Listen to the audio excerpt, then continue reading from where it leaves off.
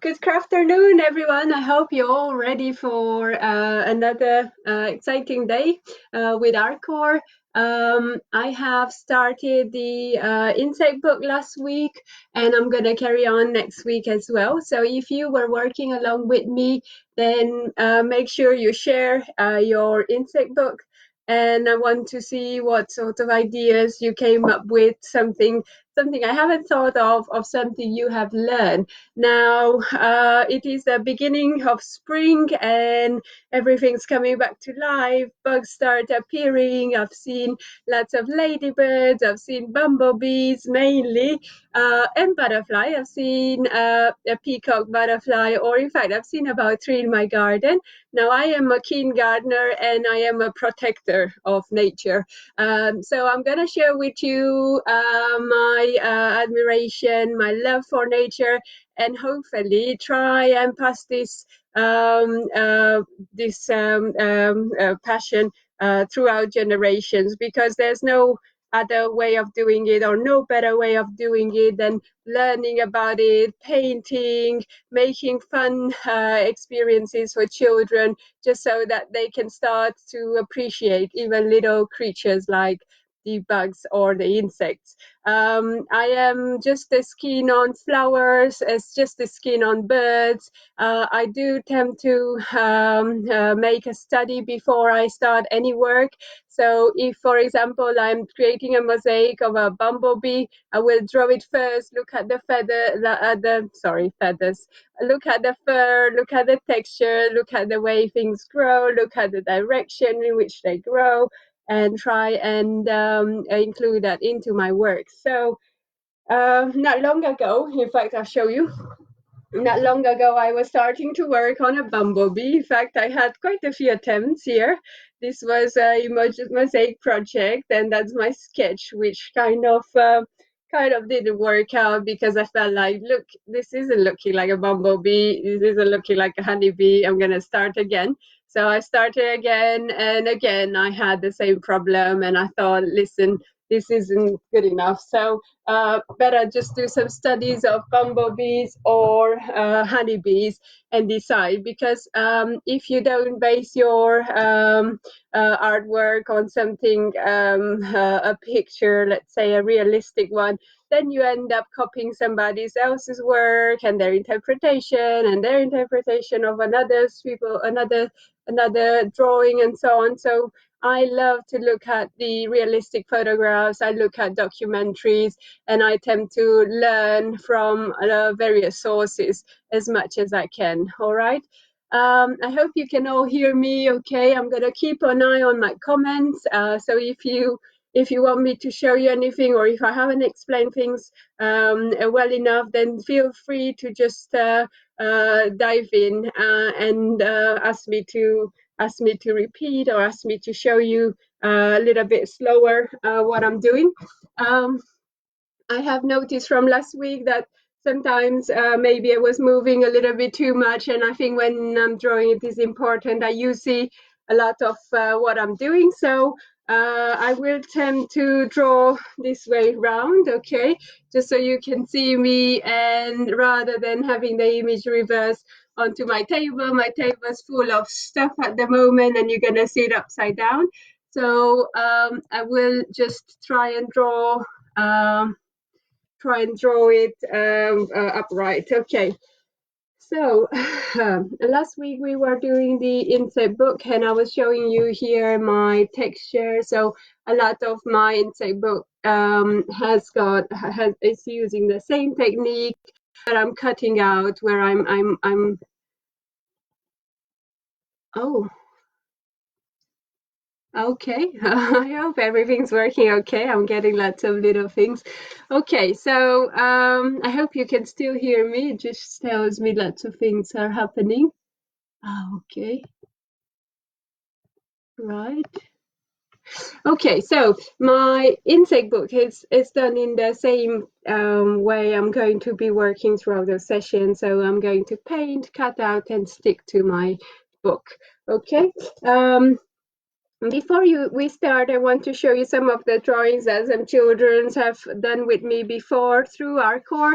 So I showed you this before. This is Joxine's insect book, okay, and it's really nice. And I just want to show you that you can all do it, no matter how good or how bad you think you are at drawing. It's all about practice and good instruction and good listening skills as well. So don't worry if you've never done anything like this before. If you didn't draw a ladybird or a bumblebee before, it doesn't matter. We all do things for the first time, and we have to just be like children, have no fear. This is Joseen's bumblebee, okay? So I'll show you some of the differences between bumblebees and honeybees, okay? So that's one really nice example. Now, those haven't been assembled yet, so I have no idea who this belongs to, but it's been done by a child who did this class with me. So again, we have a honeybee. Very nice.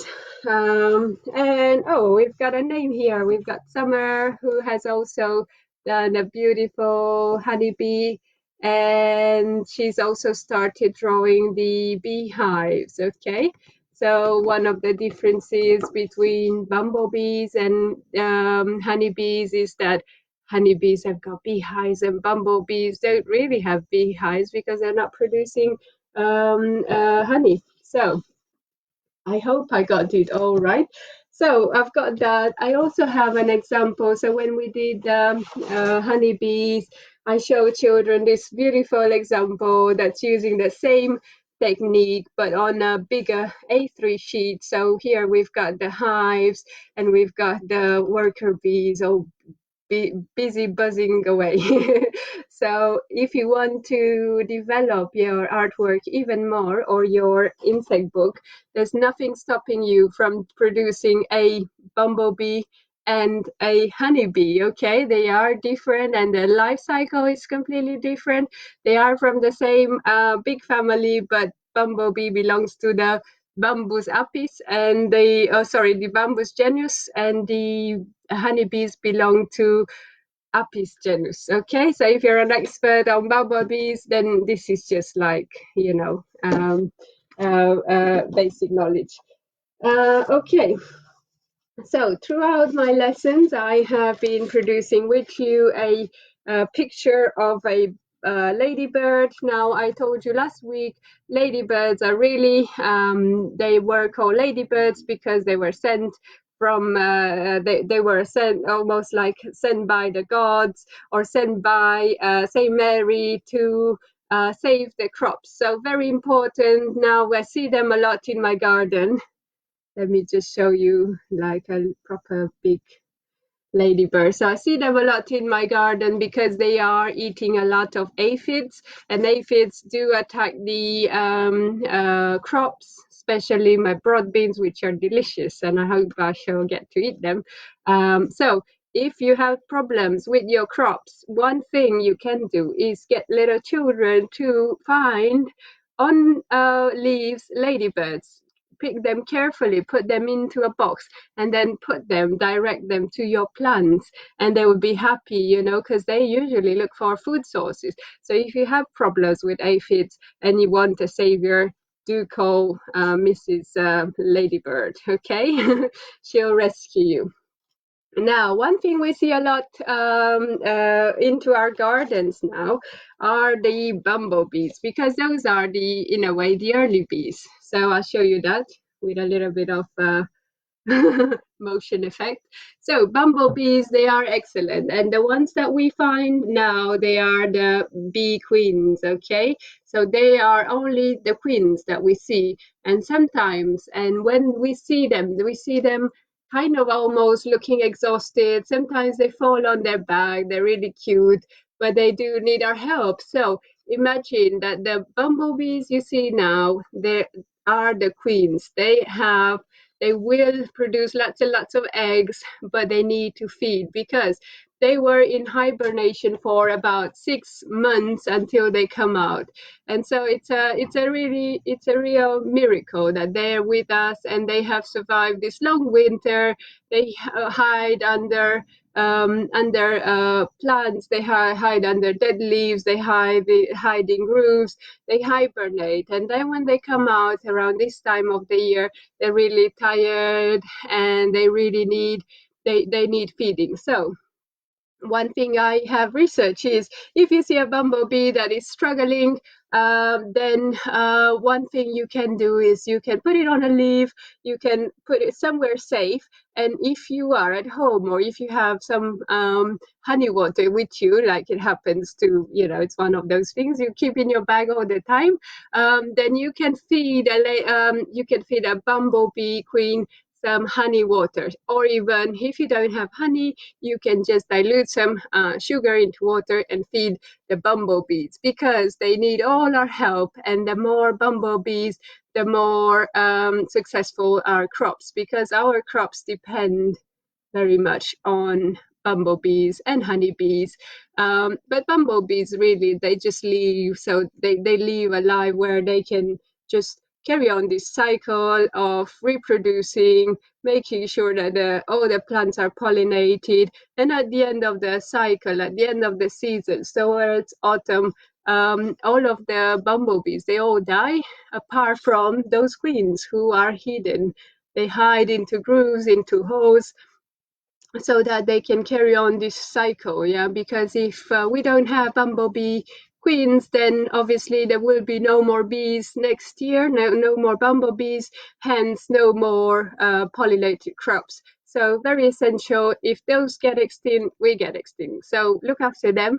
And hopefully I should share with you the joy of drawing one. And next time you see one in the garden, do treat it with a lot of respect, because we all depend on them, and the honeybees and everything else, I guess, insects wise, and everybody. So let's begin. We have got about half an hour to draw this.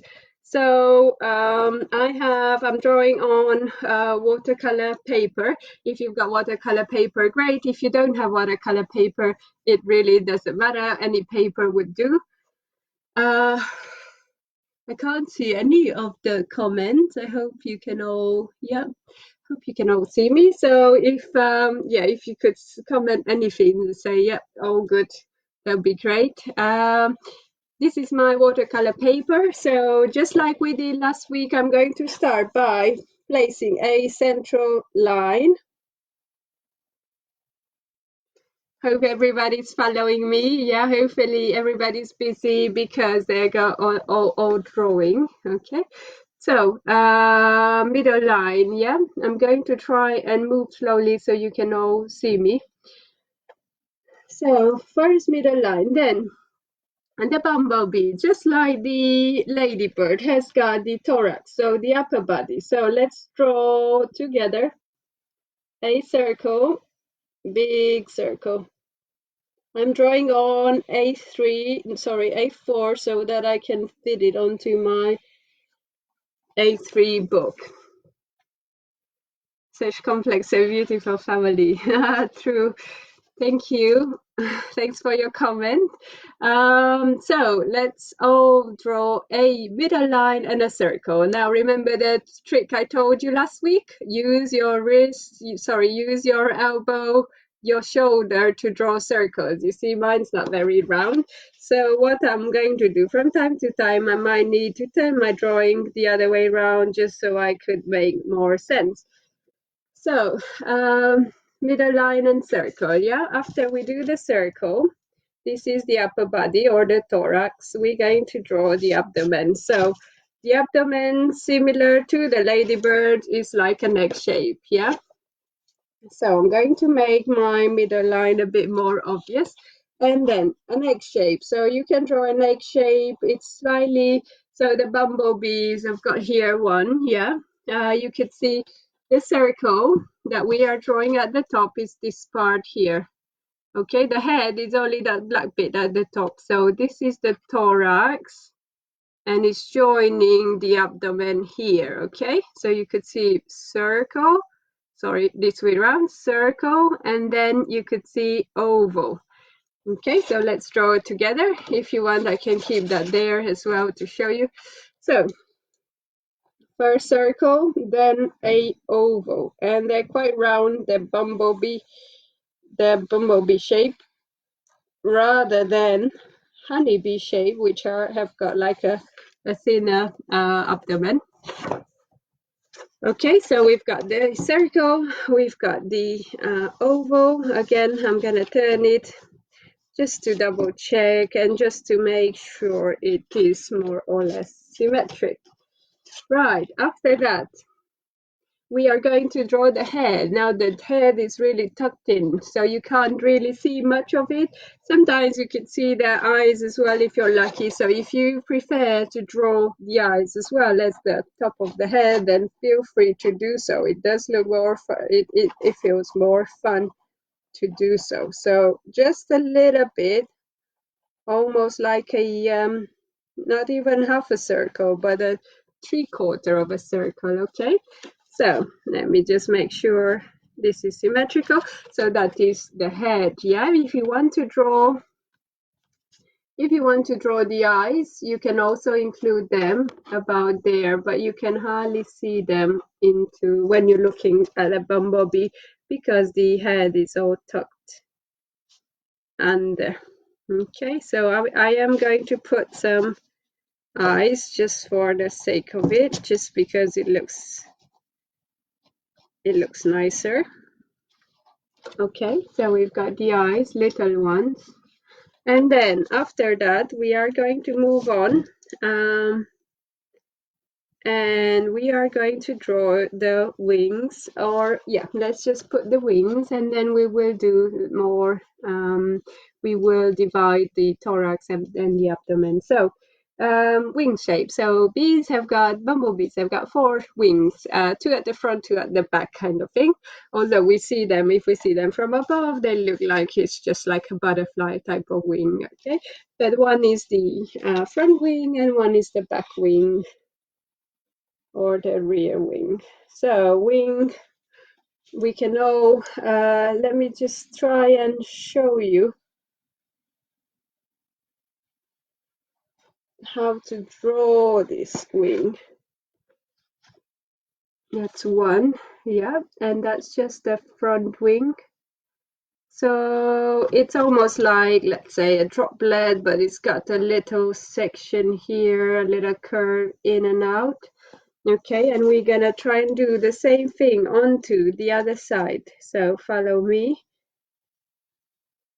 1 and 2. So we've got 2 wings. Now we need 2 more. So let me show you that. 1 and 2, if they are symmetrical, that is even better. Okay, so those are, I think one of them looks a bit long. So you can just double check, and the way you double check, you can use your finger or you can use your brush, and you can check how wide or how far does this wing go from the body to the end. Well, it looks like more or less the same size, so we'll be fine. I think it's just this bit at the end here, the way the wing attaches to the body, that's slightly different. Okay, so we've got 2 wings. Now we need the lower wings or the back wings. So they are attached to the front ones, but then the little section here changes, and you can draw, I'm sure you can draw a lot more beautiful wings than I do. You can draw different sort of wavy lines in and out, in and out. And if you can do that on both sides, that's even better. Okay, so once again, first and second wing, and add a few variations of the shape, and so on. Ta-da! Okay, that's not looking bad. So we will have to divide the wings. We will have to add some veins. So basically what happens for the bees, same for the, let's say, the ladybirds the wings, they have got veins, so the blood flows through those veins that we have on the wings, which help them kind of spread out and become stronger. So when the wings are tucked under or they're relaxed, there's not so much blood flow, but when they're flying, there's blood flow going all the way through those veins. So we might need to add them, okay? I have got an example here, which I'm following. So let's look at those wonderful veins. You could see they're a bit like a spider web.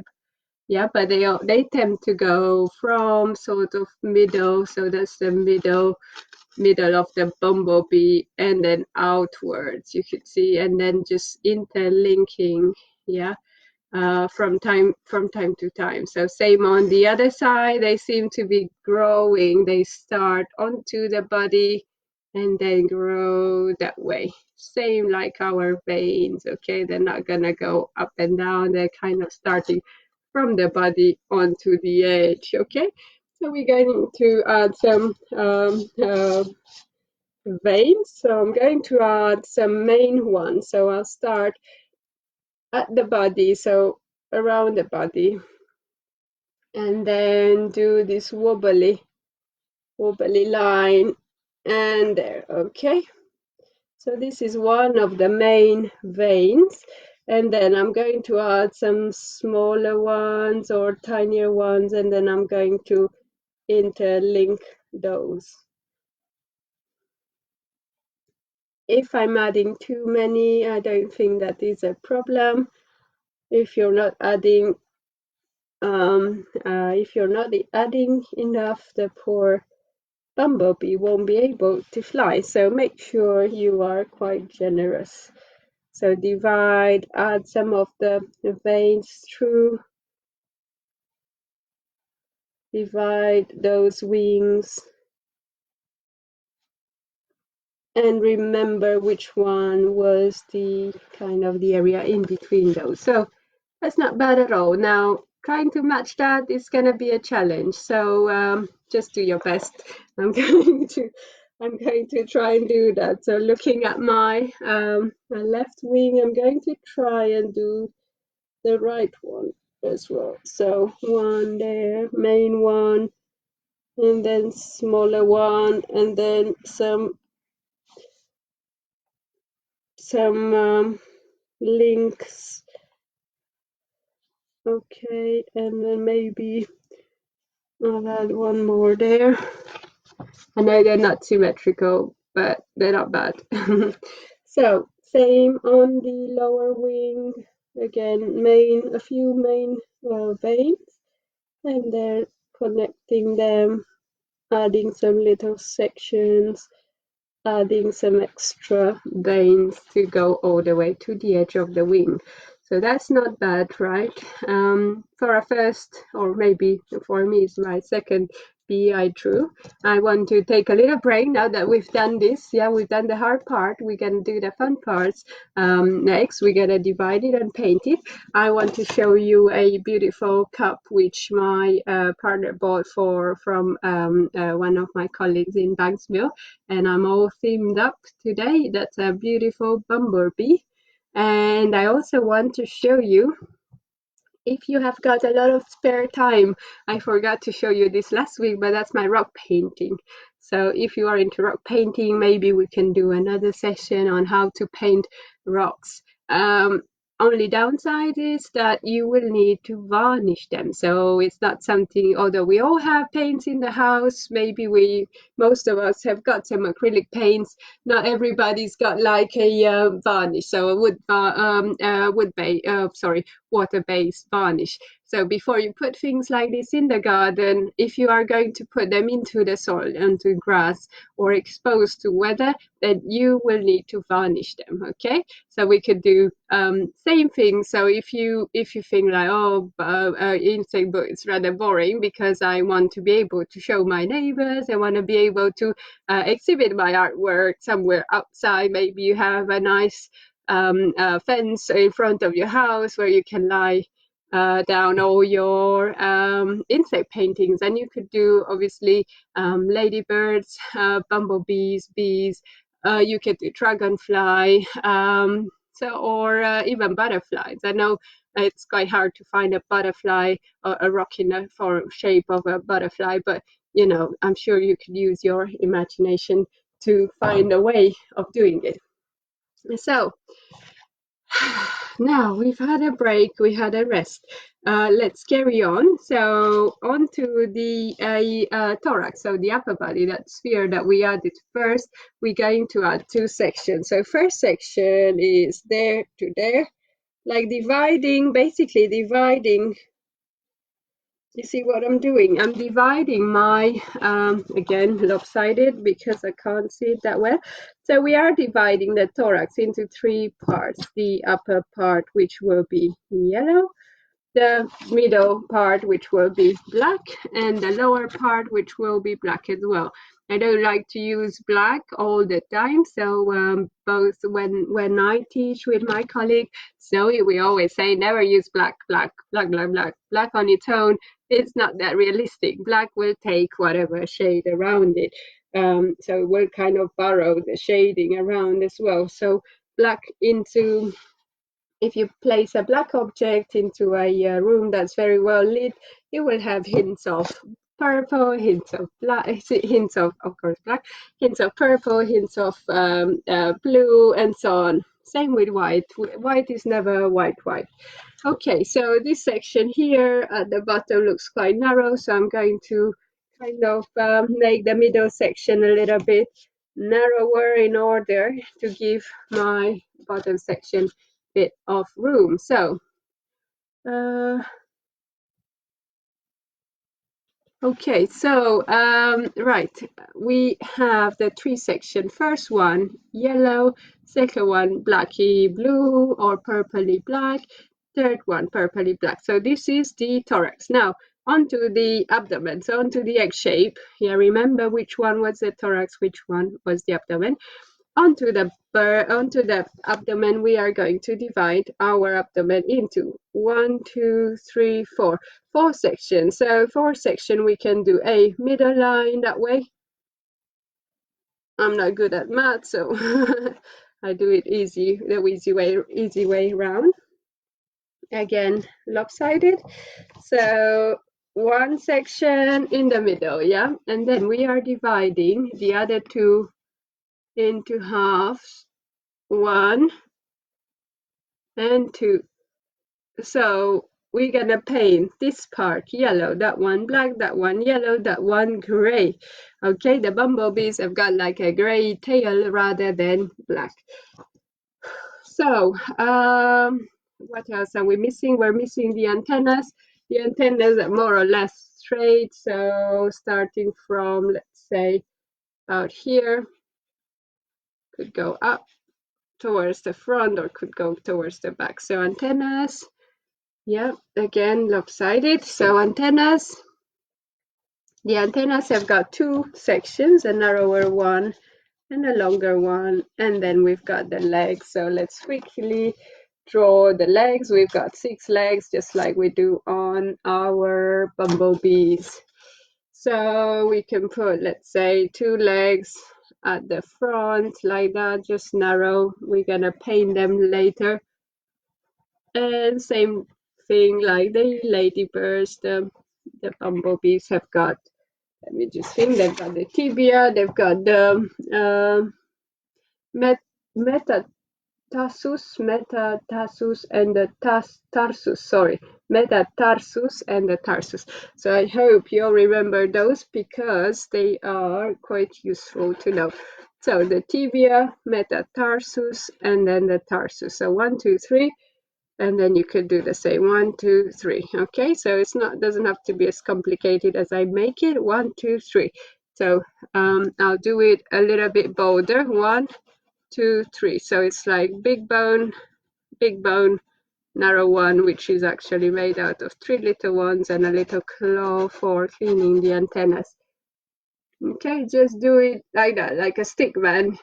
And then we are going to add, hi Gavi,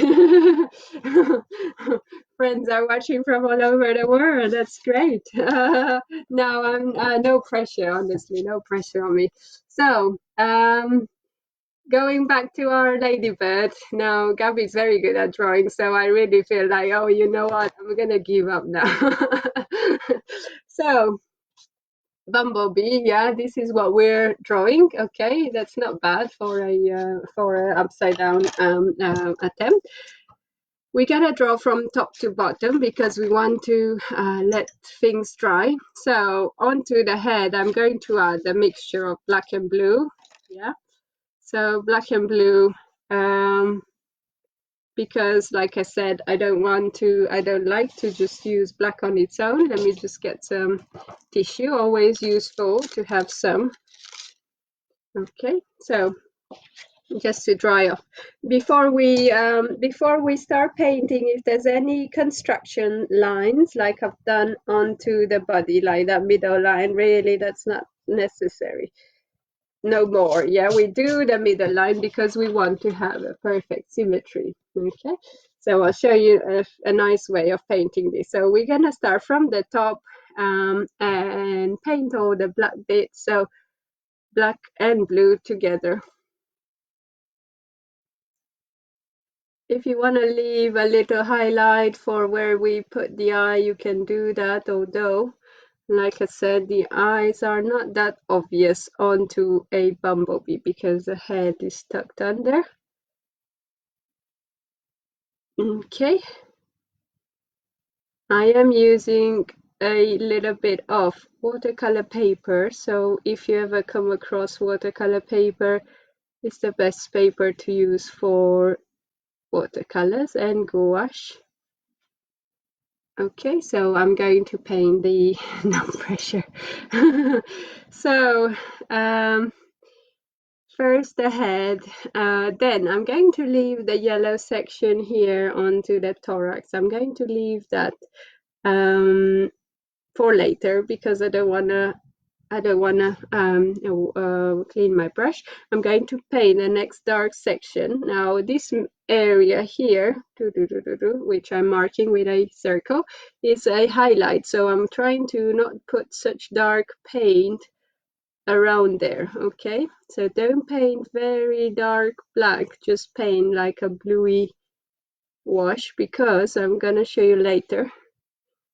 Okay, what we're gonna do later, I'll show you.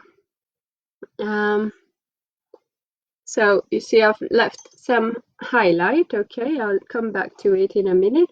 I'm gonna carry on. The third section onto our thorax is also black. Again, this one has got a little bit of a highlight, so we're keeping the sections and we're gonna darken them later on.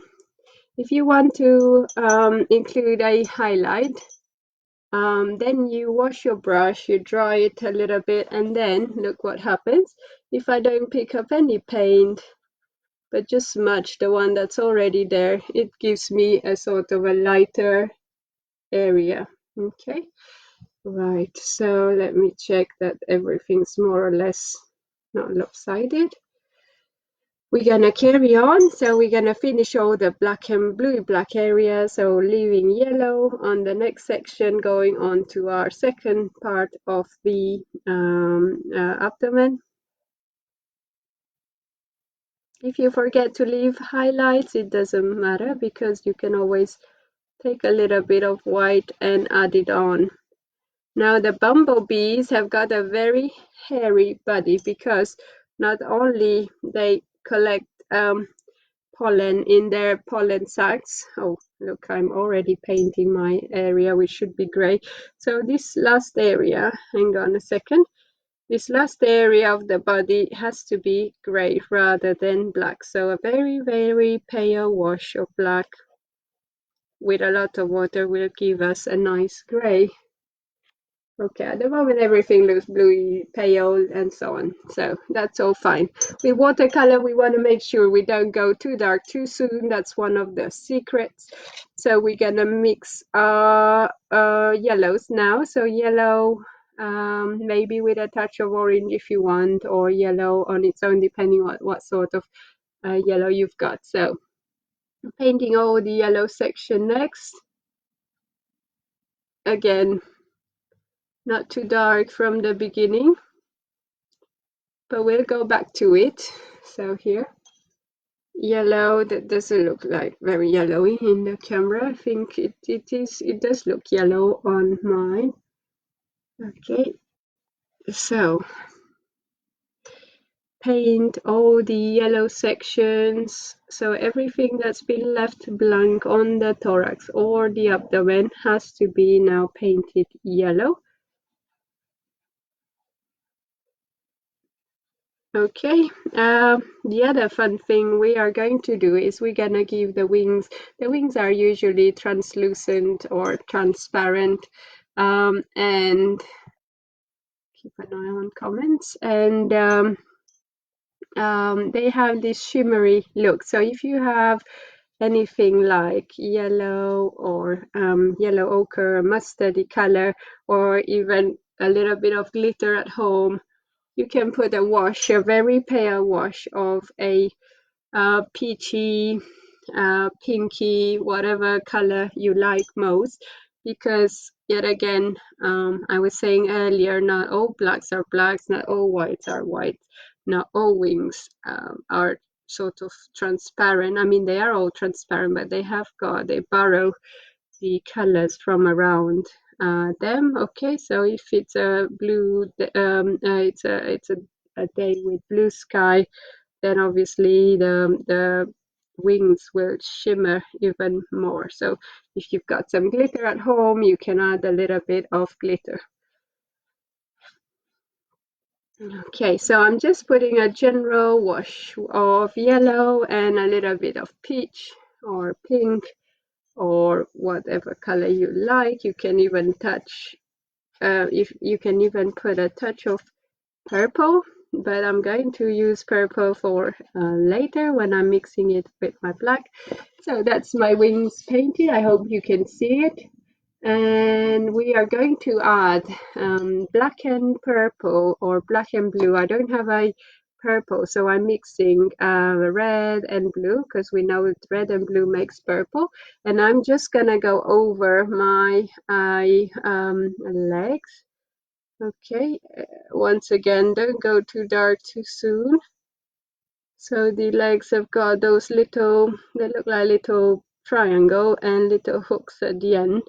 So you can just paint them a little bit, sort of, what's the term I'm looking for? Like add a bit of texture when you're painting rather than have a smooth line, which only means there's only one thing there.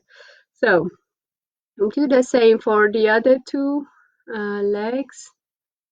Sorry, the other two legs on one side, two legs on the other side, and two at the front. So do that on all 6 legs.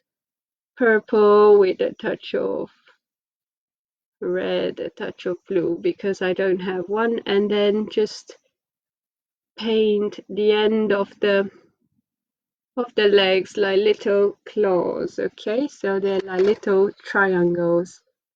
Let me see if I can show you there. Okay. Right, so we've got so far so good, and then finish off the legs at the front. If my purple is looking too red, I'm adding a little bit of blue to dilute, then add a little bit of texture. Same here, little triangles and little claws, tortoise claws, similar to the ladybirds.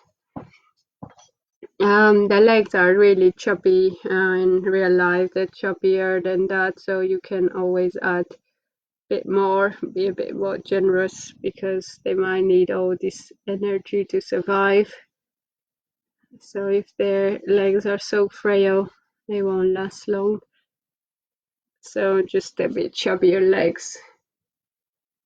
Okie doke. Now, we've only got 5 minutes left, so we're gonna focus on texture. So painting the antennas, again, antennas are black but could have a touch of blue or purple. And just a way of finishing off is use the same purple, so blue and red. Use the same purple on the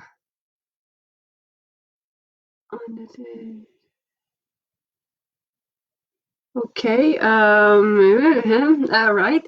I'm going to just you will have, if you have a support with the camera pointing on the table. Okay, yeah, it will help, wouldn't it? It will help, but you know, I make it easy. I have got an easel, but yeah, I guess it's so chunky that it will be kind of in my face, you know. So I don't mind. I mean, I'm used to I'm a teacher, so I'm used to kind of drawing in awkward sort of angles just to make sure the students can see me better, because I can do a much better job with the paper flat. But sometimes drawing at angles that are super awkward make you see images in a way you wouldn't normally see them.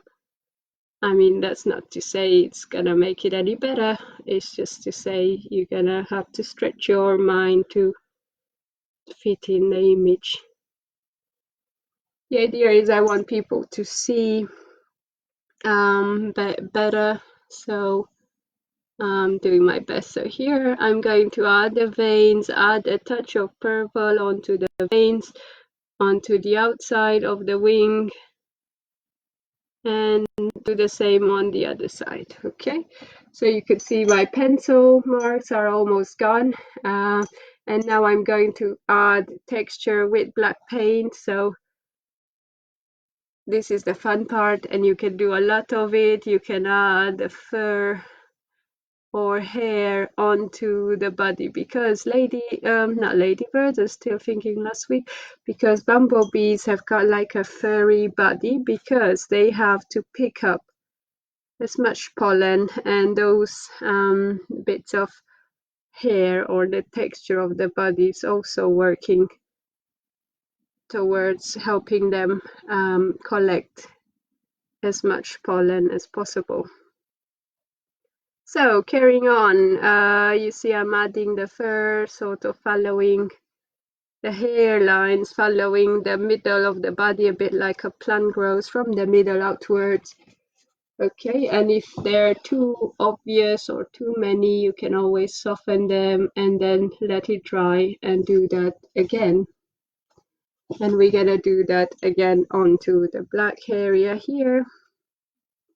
And this is the fun part. This is the part that took me a long time to do, but it's really fun, really satisfying, and you could do it quickly or you could spend as much time as you wish. Okay, we're gonna do the same onto yellow. So with the yellow, you can add a little bit of brown. You can add yellow and brown to add some of the hairs. Okay, so you can just do some texture here and there. Okay, and you could see how nice that looks, yeah. And you could also go a little bit darker, yeah, but you can add general shading. So wherever things are black, you can then add some general shading over the hairs. And if you're lucky, yeah, when you get more experience with watercolor, you understand that no matter how you lie your colors down, if you know how much water to put, the texture will always stay there. So you can add texture like the hair at the end, or you can add it at an earlier stage, but then sort of the general shading won't affect it all. Okay. So just as your homework for next week, make sure you finish your bumblebee. So add hair, hair, hair, hair, hair, hair, hair, and then hair on the legs. So I'm going to show you my final picture here. I have added some hair. Can you see my layering here? You could see black and blue, and I've even added a little bit of yellow pollen because as the bumblebees pick up pollen, the body also gets all covered in it. Then I've added yellow. You can also add a touch of white onto the yellow. You could do the same here. You could see the texture. The end of the tail stays gray. The legs, yeah, I've only got four legs here because the two are hidden underneath the wings. And then what we're gonna do is cut it out and then add it to the big extended happy family. So one last thing before we finish. Make sure you add anything you've learned to your insect book. Yeah. So I've got here next week we're gonna be doing butterflies. Maybe we will be doing a different butterfly like the peacock butterfly, which we see a lot in our gardens at this time. So we've got our beautiful ladybird from last week. We've got our bumblebee from this week, and they're all cute, and you can almost see them like here, one's there. Okay, and next week we are going to, thank God, next week we're gonna add to our happy family a butterfly. Okay, so I've just done the cutting out, and next week we're gonna have everybody joining the party. Okay, so I hope you enjoyed the tutorial. Many thanks for all the Artcore team who has made those videos possible, and for all the entertainment and all the knowledge they provide and all the craft session they do to keep us all creative and to keep us all safe. And make sure you stay indoors. I know the weather is kind of hard to resist. But if you do go outside, make sure you keep the distance, you keep your social distance, but bugs are absolutely fine to observe, okay? And think about what other amazing projects you can create, and what other amazing insects you can add to your insect book. So hope you had a fun time. Thank you for joining me, and I'll see you same time, same place next Wednesday. Okay, so have a good Wednesday. Bye.